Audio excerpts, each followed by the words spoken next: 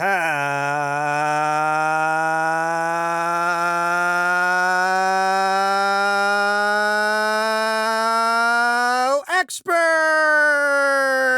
Top 10 surfing tips and lessons for beginners. HowExpert publishes how-to guides on all topics from A to Z by everyday experts. Visit HowExpert.com to learn more. Moving on, let's talk about the HowExpert Top 10 Surfing Tips and Lessons for Beginners. Number 10. Using a foam board. A foam board is vital for being safer, more user-friendly, and cost-effective. The factors may hint at why Wavestorm is one of the best-selling surfboards due to its affordability and price point, averaging at only around $200 compared to a hardboard which could easily reach upwards of $1,000.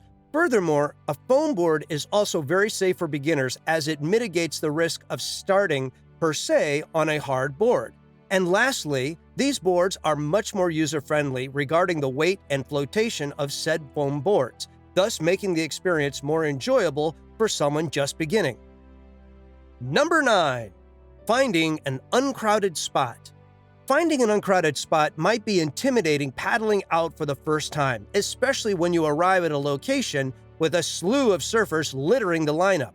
So it would be in your best interest to look into a spot that is lesser known by the masses, so you don't get hurt or hurt anyone else. Whether that may be walking down the beach a little further to where the crowd thins out, or even seeking another beach to surf. Number 8. Wear a leash. Among the array of gear you need to paddle out for the first time, wearing a leash is probably the most important one of all.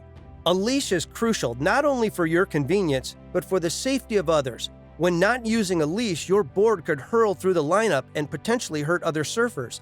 Mainly, it benefits the surfer when you fall, which you're gonna do many times when just starting out. With a leash, your board will stay attached to you and you can get up and try again. Number 7. Practice your pop-ups.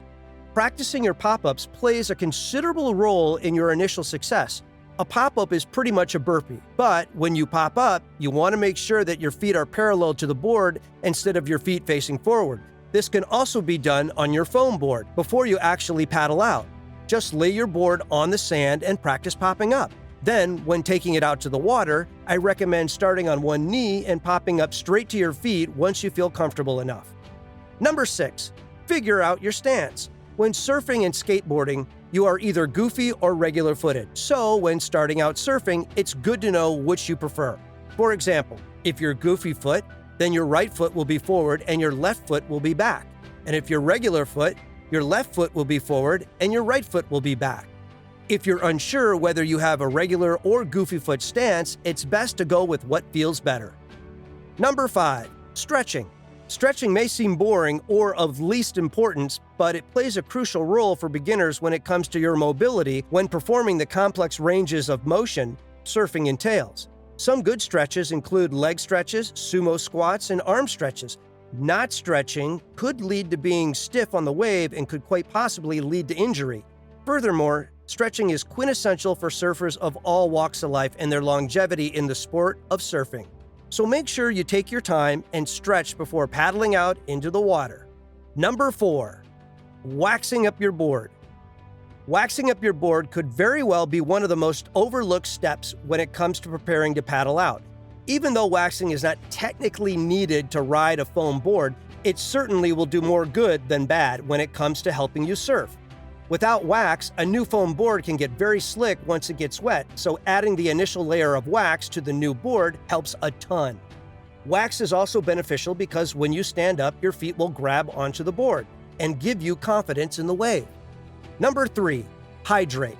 Hydrating your body is super important, especially before going out on the surf. And being that you're going to be out there for an average of 2 to 3 hours without access to water, it's best to be hydrated.